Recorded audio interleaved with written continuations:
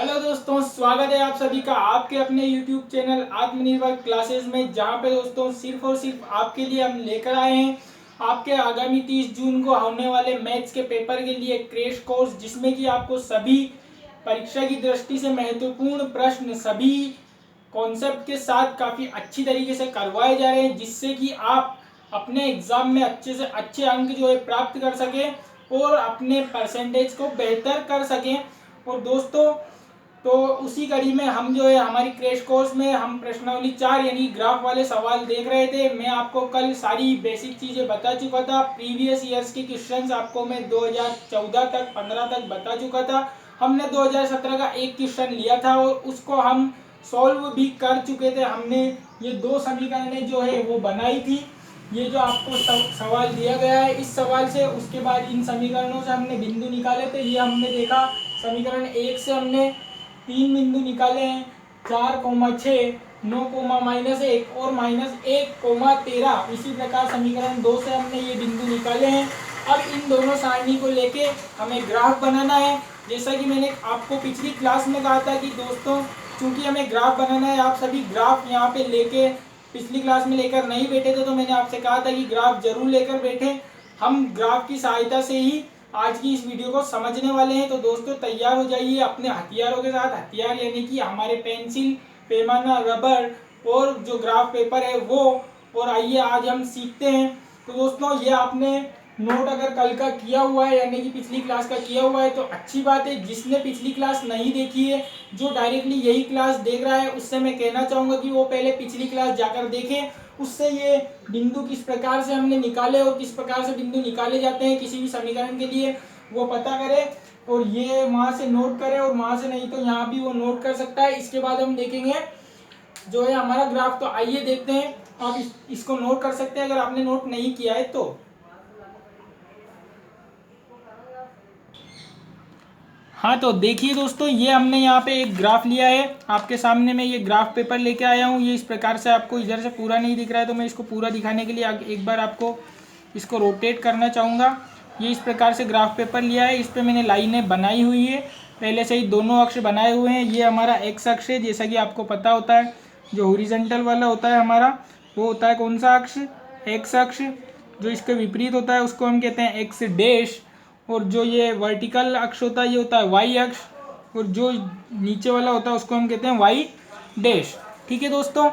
अब दोस्तों, यहाँ पे हमको बिंदु इसमें लगाने हैं। उससे पहले मैं आपको एक इम्पोर्टेंट बात बताना चाहूँगा जो है पैमाने से संबंधित। तो दोस्तों, ग्राफ के अंदर जो पैमाना लिखने की बात आती है, अगर आप पूरा ग्राफ काफ़ी अच्छी तरीके से बना के आते हैं लेकिन उसमें पैमाना नहीं लिखते, तो आपके नंबर हो सकता है कि पूरे ग्राफ के नंबर भी काट सकते हैं, या आपका सवाल वो गलत कर सकते हैं पूरा सवाल सही होते हुए भी। तो दोस्तों, ये पैमाना जो है ये आपको मोस्ट इम्पोर्टेंट थिंग है, ये आपको ध्यान रखनी है। ज़रूर लिख के आना है।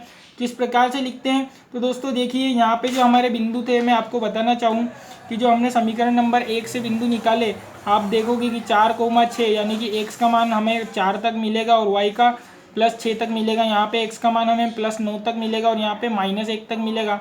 यहाँ पे हम देखेंगे x का मान -1 तक मिलेगा और y का मान +13 तक मिलेगा। ठीक है दोस्तों, यानी कि y का मैक्सिमम मान हमें +13 मिला और x का मैक्सिमम मान हमें +9 मिला।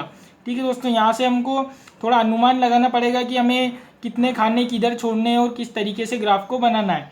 इसी प्रकार आप यहाँ पे देखिए, x का जो आपको हाईएस्ट मान दिखेगा वो +10 है, और इससे भी ऊपर हाईएस्ट अगर दिखेगा तो वो क्या है, +16 है। यानी कि दोस्तों, आपको जो आपका ग्राफ है वो इस प्रकार से बनाना है। इस प्रकार से आपको ये जो बॉक्स है इनकी व्यवस्था जमानी है कि जो है आपको प्लस में 16 तक जो है अंकित करने की जगह मिल जाए। यानी कि दोस्तों, आप देखेंगे कि मैंने जो इसमें यहाँ पे जो ग्राफ बनाया है, तो मैंने इधर जो है केवल एक ही बॉक्स छोड़ा है। यहाँ पे मैंने केवल -1 लिखा है। ये आप देखिए, ये मूल बिंदु है।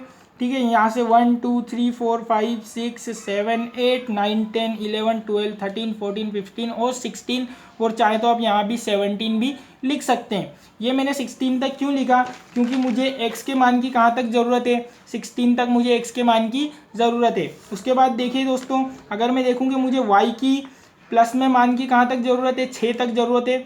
उसके बाद देखिए दोस्तों, और 13 तक भी ज़रूरत है। तो ऊपर हम देखेंगे प्लस, यानी कि जो धनात्मक हमारा अक्ष है उसमें हमने लिखा है 15 तक हमको जगह यहाँ पे हमने बना ली है। ये आप देखिए, 1 2 3 4 5 6 7 8 9 10 11 12 13 14 एंड 15।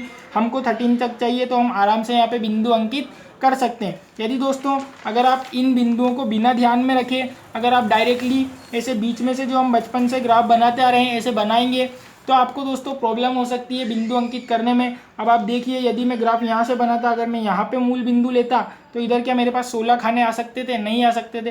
फिर उसके लिए हम या तो ये कर सकते हैं कि हम एक अक्ष पे जो है एक बॉक्स बराबर यहाँ पे जो हमने 1 सेंटीमीटर माना है, यानी कि इसका मतलब क्या है पैमाने का कि ये जो एक बॉक्स है इसको हमने एक सेंटीमीटर माना, यानी कि अब ये यहाँ से यहाँ तक देखिए ये दूसरे बॉक्स तक पहुँचा मैं तो मैंने 2 लिखा, फिर तीसरे तक पहुँचा तो मैं 3 लिखा। अगर दोस्तों यहाँ पे मैं एक बॉक्स बराबर 2 सेंटीमीटर अगर मैं मानता, यहाँ पे आपको दिख रहा होगा ये एक बॉक्स बराबर मैंने 1 सेंटीमीटर लिया हुआ है। अगर मैं एक बॉक्स बराबर 2 सेंटीमीटर लेता दोस्तों तो यहाँ पे मैं इस प्रकार से अंकित करता, जैसे कि मैं आपको इधर बताना चाहूँगा, थोड़ा सा रफ वर्क है ये। तो आप देखिए अगर मैं 2 सेंटीमीटर अंकित करता तो ये हमारा मूल बिंदु होता, उसके बाद में ये 2 फिर 4 और फिर 6 और फिर 8 इस प्रकार से मैं अंकित करता। और जो 1 2 जो होते वो इनके मिड पॉइंट होते, यानी कि 2 के बाद जो 3 आता वो इनके बीच में आता, 4 के बाद जो 5 आता वो इसके बीच में आता। तो दोस्तों ऐसा करने से भी ग्राफ बन सकता है, लेकिन दोस्तों यहाँ पे क्या होता है कि बिंदु लगाने में कभी कभी हमसे गलती हो सकती है, चूँकि जो है छोटी छोटी लाइनों को हमें ध्यान में रखना पड़ता है। तो आप चाहें तो इस प्रकार से भी मान सकते हैं पैमाना अपने हिसाब से, लेकिन आपको ध्यान रखना होगा। लेकिन दोस्तों कोशिश करिए कि हमेशा एक बॉक्स बराबर आप 1 सेंटीमीटर ही माने, ठीक है दोस्तों। तो यहाँ पे हमने जिस प्रकार से आप देख रहे होंगे कि एक बॉक्स बराबर 1 सेंटीमीटर, एक्स अक्ष पे भी यही पैमाना माना है हमने और वाई अक्ष पे भी हमने एक बॉक्स बराबर 1 सेंटीमीटर माना है। तो आप देखिए हर एक बॉक्स पे एक एक के क्रम में ये गिनती चल रही है, यानी कि ये जो अंक लिखे हुए हैं ये उसी क्रम में चल रहे हैं, ना कि 2 2 के अंतर पे। ये सब एक एक के अंतर पे हैं, इधर भी और इधर हमको -1 तक की ज़रूरत थी। इधर हमने ये छोटा सा क्यों छोड़ा दोस्तों, यहाँ पे आप देखिए कि y का अगर आप माइनस में मान देखेंगे तो y का माइनस में केवल एक मान आ रहा है, x का अगर आप माइनस में मान देखेंगे तो माइनस का 1 आ रहा है केवल, और यहाँ पे कहीं x का माइनस में मान नहीं है, ना ही यहाँ पे x का माइनस में मान है, ठीक है दोस्तों। तो हमको जो चाहिए था वो हमने यहाँ पे लिख लिया, इसके बाद हमें चाहिए नहीं तो ज़रूरी नहीं है लिखना, है ना। इसके बाद हम देखेंगे कि y का मान माइनस में कहाँ तक आ रहा है, 4 तक आ रहा है। तो आप देखिए y का मैंने कहाँ तक लिखा हुआ है, -1 -2 -3 -4 और -5 तक लिखा हुआ है, यानी कि हमारा काम हो जाएगा। तो दोस्तों आइए अब हम देखते हैं क्या बिंदु लगाना। अब बिंदु आप किस प्रकार से लगाएंगे, देखिए सबसे पहले हम समीकरण 1 से बिंदु लगा रहे हैं। समीकरण 1 से आप बिंदु देखिए, ये यहाँ पे मैं इसको रख रहा हूँ आपके सामने। पहला जो बिंदु है ये समीकरण 1 से देखिए, यहाँ पे आपको दिख रहा होगा 4,6, यानी कि x का बिंदु है 4 और y का है कितना 6। तो आप x अक्ष पे तो देखोगे कितना 4, तो x अक्ष कहाँ है दोस्तों, ये आपको दिख रहा होगा, ये मैंने डाला हुआ है यहाँ पे अंकित किया हुआ है x अक्ष, यानी कि ये जो क्षैतिज है ये आड़ा वाला जो अक्ष है हॉरिजॉन्टल, है ना, इसको क्या बोलते हैं, x अक्ष बोलते हैं। और जो धनात्मक वाली साइड है वो x होती है, और जो ऋणात्मक वाली साइड है मूल बिंदु के लेफ्ट में जो है बाईं ओर जो है उसको बोलते हैं अपन x डैश, है ना। इधर ऋणात्मक लिखे होते हैं तो इधर -1 लिखा है। अब देखिए हमें जाना है +4 और y पर भी +6। तो सबसे पहले अपन x पे चलते हैं अल्फ़ाबेटिकल ऑर्डर के अनुसार भी, है ना। ये देखिए 4 और 6। तो दोस्तों पहले x पे देखेंगे, x अक्ष कहाँ है, ये रहा x अक्ष। इस पर बताइए +4 देखना है आपको, +4, तो बताइए +4 कहाँ है। तो आप कहेंगे कि सर +1 +2 +3 और +4, तो +4 यहाँ पे मिला।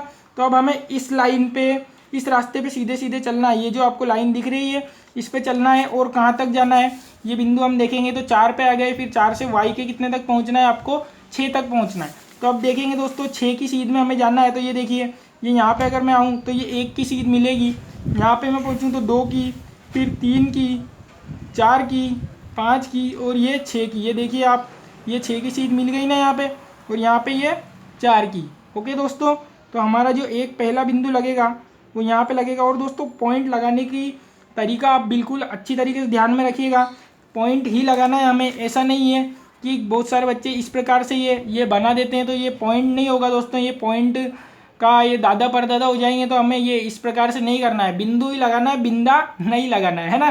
ध्यान रखिए आप दोस्तों। तो सफाई के भी बहुत मायने रखती है। अगर आपका ग्राफ क्लियर दिखेगा तो आपको पूरे में से पूरे नंबर मिलेंगे। अगर आपका ग्राफ क्लियर नहीं दिखेगा तो आपको हो सकता है कि नंबर वो 2-3 नंबर काट ले सही होते हुए भी, है ना दोस्तों। तो ये पहला बिंदु लगा, उसके बाद इस पर इस प्रकार से हम सर्किल बनाएंगे।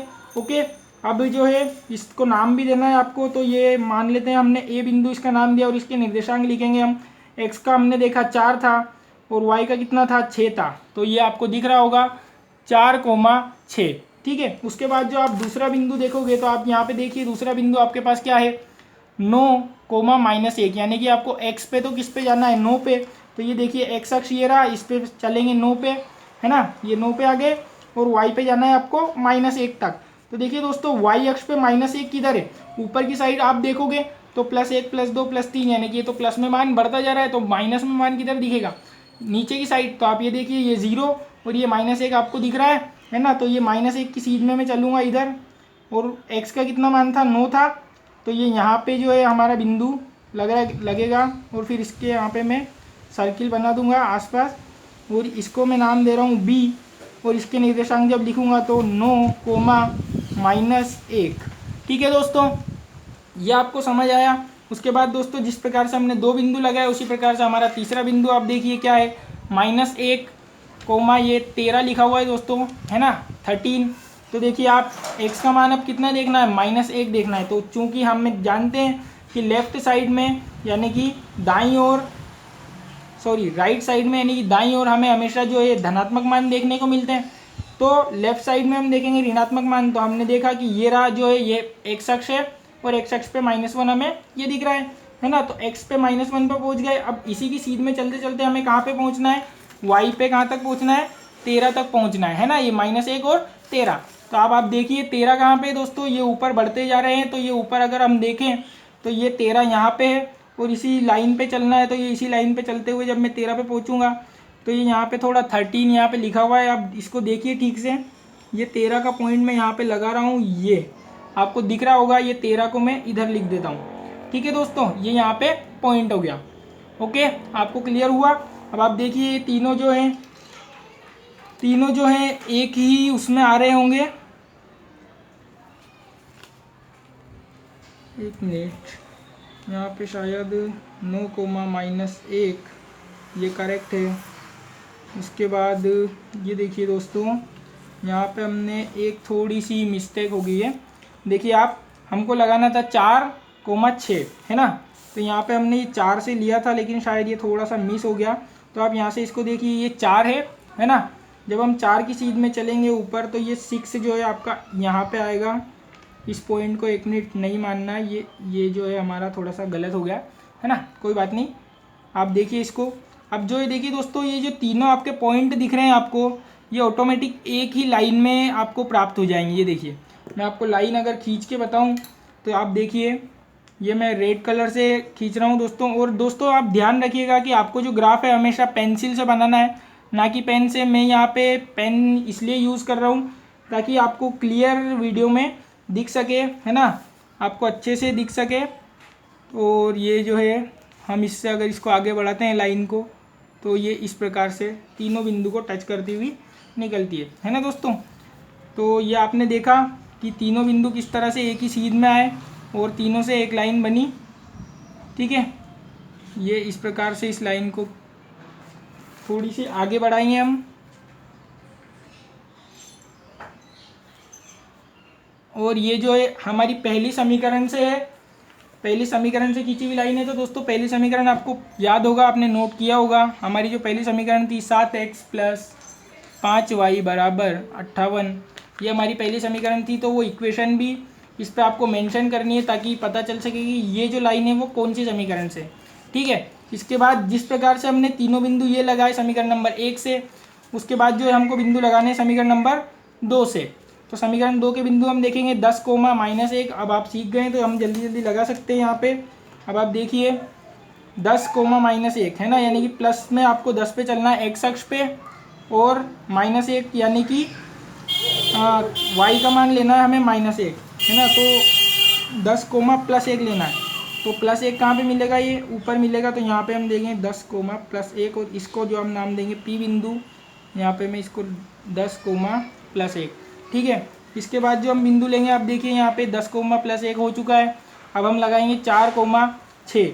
तो 4,6 हमने लगाया हुआ है पहले से, ये 4,6 यहाँ पे लगा हुआ है, तो आप इसको क्यू बिंदु भी नाम दे सकते हैं, 4,6। और इसके बाद जो आपका तीसरा बिंदु है 16,-4, यानी कि x का मान हमें कितना देखना है, 16 देखना है, और y का कितना देखना है, -4 देखना है। तो 16 ये है। अब y का -4 देखने के लिए ऊपर जाएंगे या नीचे, तो नीचे जाएंगे, चूँकि ऊपर तो किसके होते हैं, प्लस के होते हैं, तो हम नीचे चलेंगे। तो ये देखिए +1, ये -1 ये रहा, फिर -2, -3 और -4 है ना। तो ये -4 वाली लाइन और ये +16 वाली लाइन, तो ये पॉइंट कहाँ पे लगेगा, ये यहाँ पे पॉइंट आ जाएगा। इसको हम नाम दे देंगे PQ के बाद R, और इसके निर्देशांक होंगे 16,-4। और फिर इसकी भी आप लाइन जल्दी से यहाँ पे खींच देंगे। 3 बिंदु आए हैं, पहला बिंदु ये है, दूसरा ये है और तीसरा ये है। जब इन तीनों को हम मिलाएंगे तो ये देखिए एक सीधी लाइन आपको प्राप्त होगी, है ना, ये इस प्रकार से। और जब आगे बढ़ाएंगे तो ये इसको भी टच करेगी। ठीक है दोस्तों, तो ये आपका हुआ ग्राफ, आपको अच्छे से समझ में आया होगा। ये यहाँ पे इसके ऊपर जो है सेकेंड वाली इक्वेशन मेंशन करनी है। सेकेंड वाली इक्वेशन हमारी क्या थी, 5x + 6y = 56। ये सेकेंड वाली इक्वेशन की लाइन ये है, और फर्स्ट वाली इक्वेशन की लाइन ये बड़ी वाली है। तो दोस्तों ये ग्राफ आपको काफ़ी अच्छे से समझ में आया होगा। अब जो है हमसे क्वेश्चन में पूछा गया था कि ग्राफिक विधि से हल कीजिए, तो हल करने का मतलब होता है कि जो चर होते हैं इक्वेशंस में उनका मान निकालना होता है। तो हमने चर माने थे, एक x और एक y, तो इनका मान दोस्तों निकला क्या, हमने ग्राफ बनाया, तो इससे आंसर कैसे आएगा लास्ट में। तो आप देखिए ये दोनों लाइन एक बिंदु पर यहाँ पे काट रही हैं एक दूसरे को। वो बिंदु क्या है, 4,6, आपको दिख रहा होगा ये 4,6 इस वाली लाइन का निर्देशांक भी था और इस वाली लाइन का निर्देशांक भी था, है ना। तो ये जो 4,6 है इसमें आप x का निर्देशांक अगर मैं आपसे पूछूं तो आप क्या कहेंगे, यहाँ पे x का निर्देशांक कितना है, देख लेते हैं। x अक्ष पे हम चल के, ये x अक्ष की तरफ अगर चले तो हम देखेंगे कि जो हमें निर्देशांक मिला वो 4 मिला, और y अक्ष की तरफ अगर हम चलें तो हमें निर्देशांक मिलेगा वो कितना मिलेगा, +6 मिलेगा। यानी कि आप कह सकते हैं कि आपको जो हल प्राप्त हुआ वो x = 4 और y = 6, ये आपका आंसर होगा। ठीक है दोस्तों, वो इसी प्रकार से आपसे क्वेश्चन में इस प्रकार से भी पूछ सकते हैं कि चलिए आप यहाँ तक इसको कीजिए, ये आपका पूरा ग्राफ कंप्लीट होता है। एक बार मैं इसको पूरा दिखा देता हूँ, ये अब आप इसको पूरा देख सकते हैं। और इसी के साथ इस क्लास को हम यहीं पे समाप्त करते हैं। Thank you.